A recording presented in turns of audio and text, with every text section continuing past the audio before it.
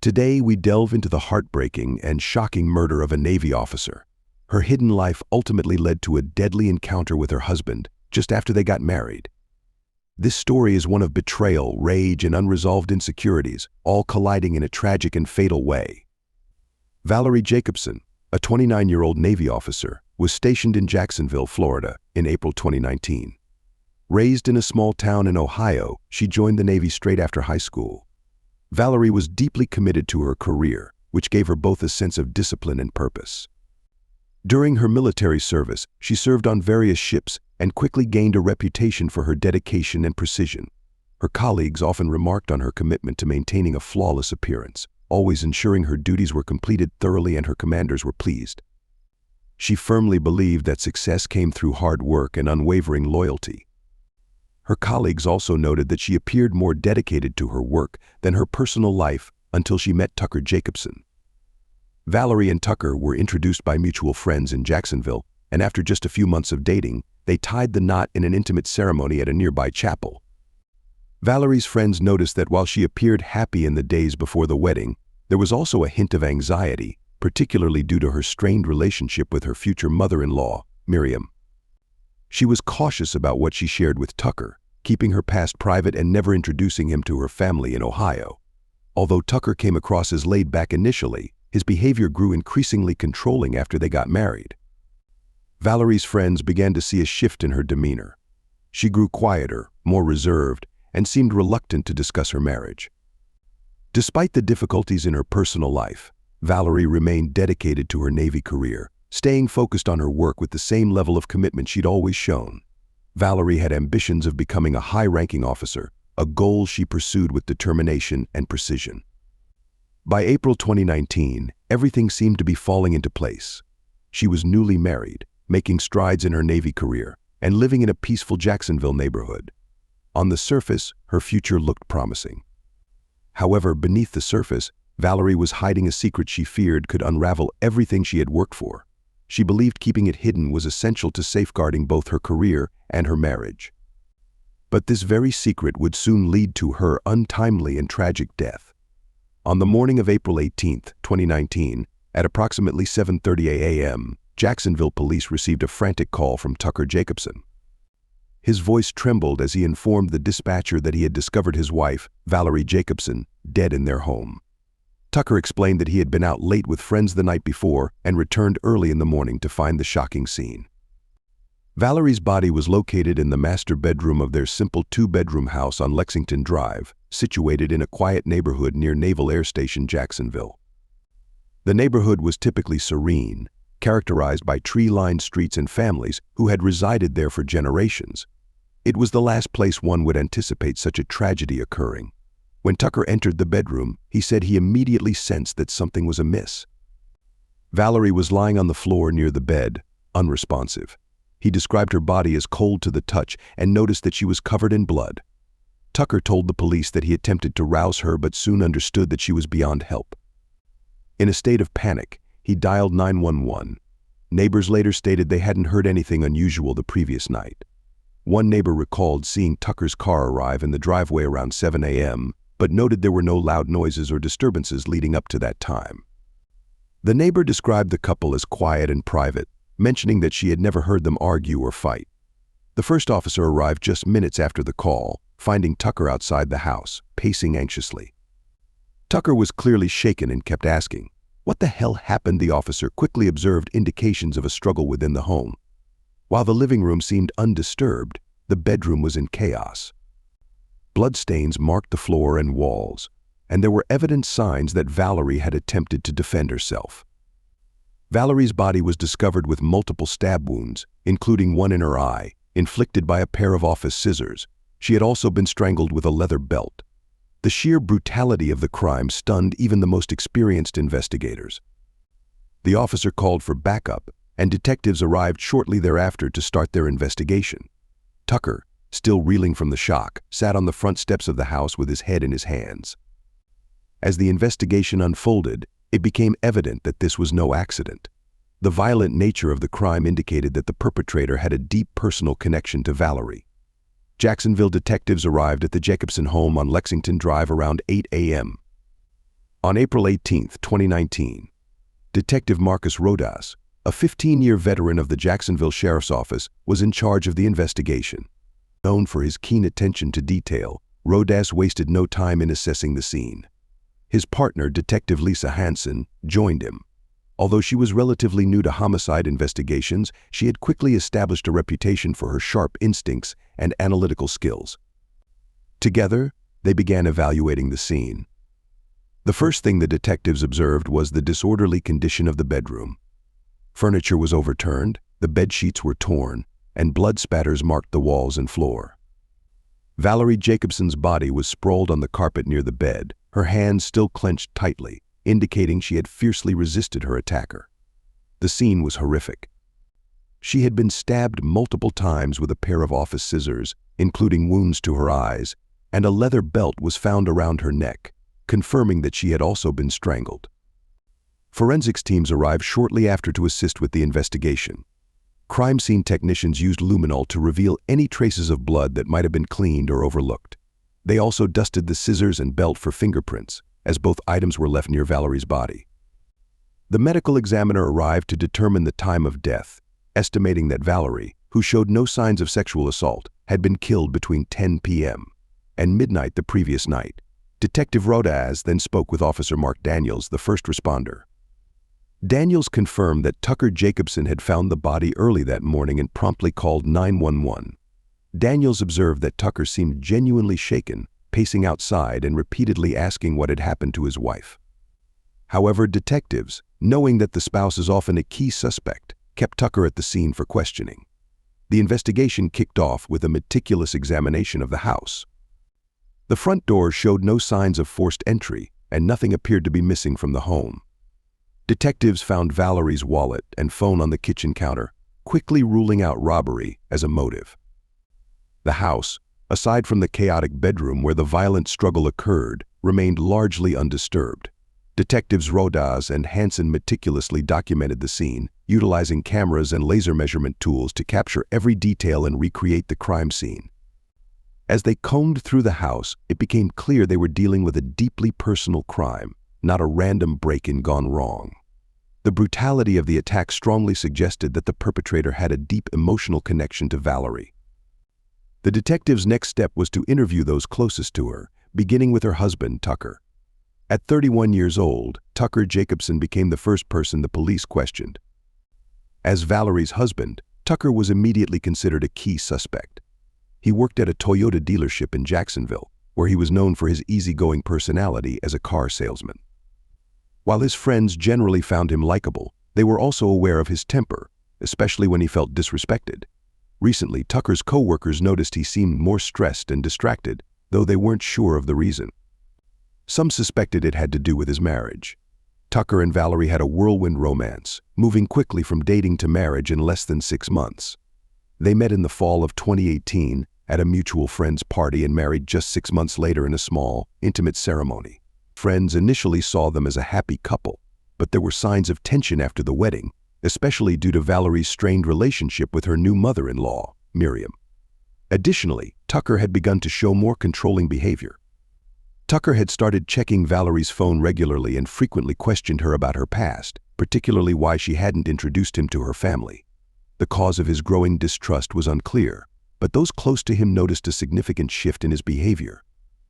When detectives brought Tucker in for questioning, he appeared visibly shaken. Tucker explained to detectives that he had been out drinking with friends and watching a basketball game the previous night. He said he arrived home late and fell asleep on the couch, only discovering Valery's body early that morning. He insisted he had no idea who could have committed such a crime and denied having any serious problems in their marriage. However, detectives Rodas and Hansen quickly identified inconsistencies in Tucker's story. For one, he couldn't provide a solid alibi. His friends confirmed they had been at a local bar, the Garage, until around 9:30 p.m., but no one had seen him after that time. Surveillance footage from a nearby gas station captured Tucker alone, purchasing cigarettes around 10:15 p.m., but there was no footage of him after that, leaving a significant gap in his timeline. During the interrogation, Tucker's mood began to shift, displaying signs of increasing agitation as the detectives pressed him for answers. Initially, Tucker was distraught and emotional, but as the questioning progressed, he grew increasingly defensive. When detectives inquired about his relationship with Valery, he acknowledged that they had been arguing more frequently, but insisted it was about typical marital issues and nothing serious. Despite his reassurances, the detectives couldn't overlook the palpable tension they sensed from him. When detectives asked if Valery had any secrets she might be keeping, Tucker paused before quickly dismissing the notion. His hesitation, however, did not go unnoticed. Although they had no concrete evidence linking Tucker to the crime, his suspicious behavior and lack of a solid alibi positioned him as their prime suspect, at least for the time being. Next on the list for questioning was Miriam Jacobson, 57, Tucker's mother. She had a strained relationship with Valery, her new daughter-in-law, and had never fully accepted her into the family. Detectives hoped to uncover any insights or tensions that could shed light on the case. Beneath her polite demeanor, Miriam harbored deep resentment and jealousy toward her new daughter-in-law. In the months leading up to and following the wedding, she made several inappropriate sexual advances toward Valery, all of which Valery firmly rejected. This behavior created a widening rift between the two women, intensifying the tensions within the family. Embarrassed and angry, Miriam began spreading malicious rumors about Valery, claiming she didn't trust her daughter-in-law. She hinted that Valery wasn't who she claimed to be, labeling her as sexually cold and infertile, and sowed seeds of doubt among friends and neighbors.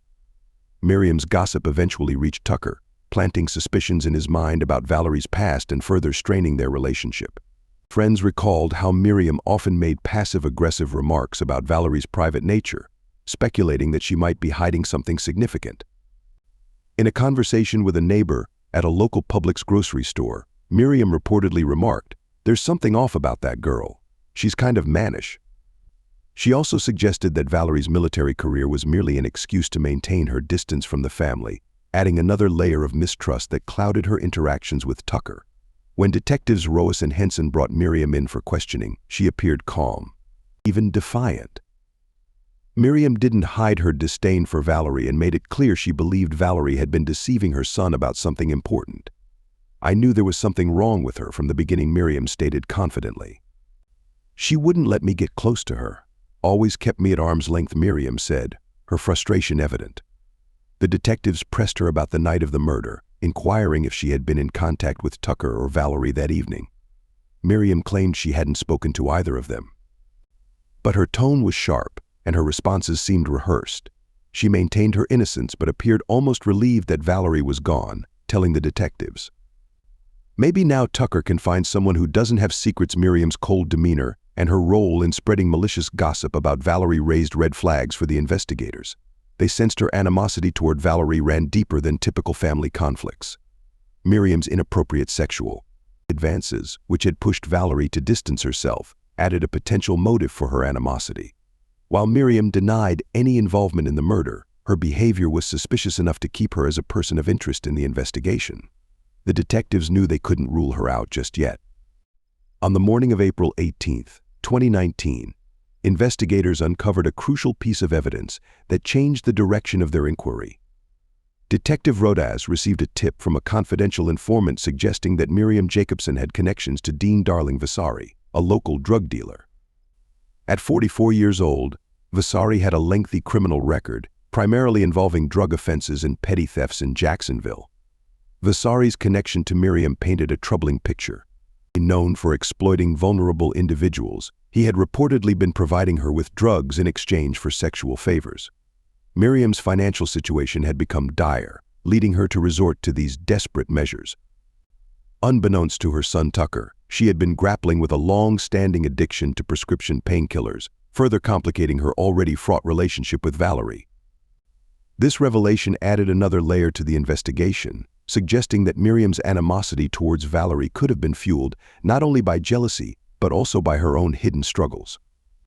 Detectives Rodas and Henson realized that Miriam's desperation could have pushed her to consider extreme actions, especially if she felt cornered by both her financial woes and the growing tension with Valery. With her debts escalating, the investigators speculated whether Miriam might have perceived Valery as an obstacle to her own freedom and financial stability. The connection to Vasari deepened the investigation, leading detectives to wonder if Miriam had sought help from him or if she had acted out of fear of his wrath. To further investigate this lead, the detectives began looking into any communications between Miriam and Valery, hoping to find evidence of their relationship and any potential involvement in the murder. They also questioned neighbors and friends about the dynamics between Miriam, Tucker, and Valery, seeking insights into any additional motives that could link Miriam to the crime. The investigation was heating up, and the detectives were determined to uncover the truth behind Valery's tragic death.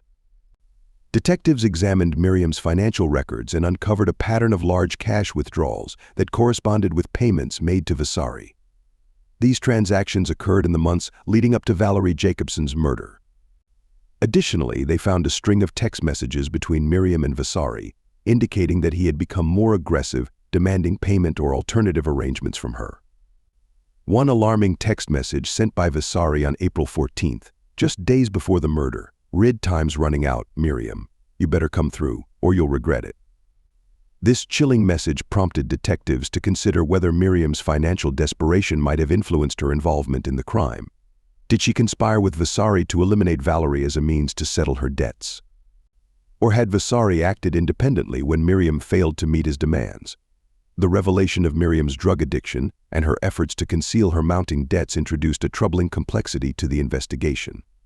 Detectives now had to explore the possibility that her connection to Valery, whether directly or indirectly, could be tied to Valery's murder. On April 19, 2019, as investigators were honing in on new leads, a sudden crackdown on local drug dealers dramatically shifted the focus of the case. Jacksonville police, working alongside federal agents, executed raids on multiple properties, including the home of Dean Darling Valery, the drug dealer and occasional sexual partner of Miriam Jacobson. This operation was part of a broader initiative aimed at combating the escalating opioid crisis in the area. During the raid, law enforcement uncovered significant evidence linking Valery to an extensive network of illegal drug operations. Inside his dilapidated apartment, they found bags of pills, multiple unregistered firearms, and large amounts of cash. What particularly drew the attention of the investigators working on Valery Jacobson's murder was a series of documents that suggested Valery had been involved in violent confrontations over unpaid debts. These revelations raised alarms about the potential for his connection to the brutal crime. However, there was something even more troubling: an envelope containing photographs of Miriam and her family members, including Valery and Tucker. Alongside these pictures were a series of sexually explicit text messages exchanged between Miriam and Valery. These communications revealed that Miriam's relationship with Valery extended beyond a mere drug transaction. It was deeply personal and highly exploitative. In the texts, Valery persistently pressured Miriam to do more to settle her debts, highlighting the dangerous hold he had over her. He alluded to requiring favors beyond just money. In one particularly damning message sent just days before Valery's death, he wrote, "You're out of options, Miriam. Take care of it, or I'll make things worse for you." This threat underscored the perilous situation Miriam found herself in, intensifying the detectives' scrutiny of her involvement in the events leading up to the murder. These findings validated the detectives' suspicions that Miriam was entangled in a perilous predicament. Struggling to settle her debts while concealing her secrets, she may have felt compelled to resort to drastic actions. Investigators began to consider the possibility that she had been blackmailed or coerced into a much darker scenario, potentially even murder. Armed with fresh evidence, detectives decided to re-interview pivotal witnesses, including Tucker. His earlier claims of his mother's innocence now appeared more questionable. The emotional burden of losing Valery weighed heavily on him, and he grew visibly distressed as detectives confronted him with details about Miriam's drug debts and her troubling ties to Valery. As the investigation progressed, it became evident that Miriam Jacobson's entanglement with the criminal underworld and her ties to Valery had jeopardized everyone in her orbit. By the end of April 2019, detectives were uncovering startling revelations about Valery Jacobson's life, painting a complex picture of hidden turmoil and danger. While many believed Valery Jacobson had a perfect marriage to her husband, Tucker, the reality was far more troubling. She lived in constant fear that her past would unravel her career in the Navy and jeopardize her new life. A dedicated service member, Valery had enlisted in the Navy years earlier, but shadows from her past loomed large, threatening everything she had built. Valery took great pride in her job and the sense of duty it gave her. Yet, she lived with the constant fear that revealing her transgender identity could cost her everything she had worked for. The military enforced strict policies regarding gender identity, and Valery was acutely aware that being open about her past could result in immediate repercussions, including the loss of her position. This fear weighed heavily on her, forcing her to navigate her life with caution and secrecy. To protect her secrets, Valery had meticulously hidden documents related to her transition. However, in early April 2019, her husband Tucker accidentally discovered this paperwork, unveiling Valery's true identity. This revelation shattered the trust in their marriage and set off a tumult of emotions, leaving both Valery and Tucker grappling with the implications for their relationship. Friends noted that Valery was deeply afraid of Tucker's reaction to her secret. She worried he might reject her, and she was equally anxious about the potential repercussions for her Navy career if her transgender identity was revealed. This fear added to the mounting tension between the couple in the weeks leading up to Valery's tragic death. Tucker exhibited signs of anger and betrayal, believing Valery had deceived him by concealing her past prior to their marriage. Just a few months after their February wedding, the dynamics of their relationship shifted dramatically. Friends began to notice a change in Valery's demeanor. She seemed increasingly anxious and withdrawn, reflecting the growing strain between them. Valery became more anxious and withdrawn, consumed by the fear that her secret would ruin her life. On the night of April 28, 2019, tensions reached a breaking point when a heated argument broke out between the couple in their Jacksonville apartment. Neighbors reported hearing loud shouting and the sound of objects crashing, indicating that the conflict had escalated significantly. Hours later, Valery was discovered dead in their home, having suffered a violent attack. Detectives immediately turned their attention to Tucker, as he was the last person known to have seen Valery alive. Surveillance footage placed him at the apartment just before the murder, directly contradicting his assertions that he had left the scene. As police investigated further, they uncovered that Tucker had conducted online searches related to violence and betrayal, which suggested a troubling potential for premeditated intent. On May 1, 2019, he was arrested, continuing to assert that he loved Valery and would never harm her. As the investigation unfolded, Valery's deep-seated fears became evident, shedding light on the challenges many face regarding acceptance and identity. The case garnered substantial media attention, emphasizing the difficulties transgender individuals often encounter, particularly in traditional professions like the military. In late October 2019, the trial of Tucker Jacobson commenced, capturing the attention of the Jacksonville community as it revealed the complexities surrounding Valery's life and the events leading up to her tragic death. Tucker, now 31, faced serious charges in the murder of his wife, Navy officer Valery Jacobson, after learning she was transgender. The atmosphere in the courtroom was charged as prosecutor Karen Lowry, a seasoned attorney known for her no-nonsense approach, presented her case. She contended that Tucker's motivations stemmed from a volatile mix of rage, feelings of betrayal, and underlying transphobia, painting a picture of a man whose emotional turmoil had culminated in violence. Karen Lowry explained to the jury that Valery had concealed her past to protect both her marriage and her 8-year Navy career. She illustrated how, upon learning about Valery's transition, Tucker's inability to accept her identity ignited a tragic confrontation. The prosecutor emphasized that the revelation of Valery's medical records was the catalyst for the argument that ultimately resulted in her death, framing Tucker as a man overwhelmed by anger and betrayal. Across the courtroom, Tucker's defense attorney, Michael Reed, sought to reshape the narrative. At 50, Reed contended that the murder was not a result of premeditation, but rather a tragic, impulsive response to a shocking revelation. He urged the jury to consider Tucker's emotional turmoil and confusion at that moment, arguing that while Tucker's actions were undoubtedly wrong, they were not fueled by hatred or a deliberate intention to kill. Reed aimed to evoke empathy for Tucker, framing him as a deeply hurt individual grappling with a sudden and overwhelming betrayal. Reed advocated for compassion, emphasizing that Tucker had already lost his wife, and that one tragic night should not dictate the rest of his life. Meanwhile, Valery's family sat quietly in the courtroom, their grief palpable. They had not only lost a beloved daughter, but also felt the invasion of her privacy and the unraveling of her dignity in death.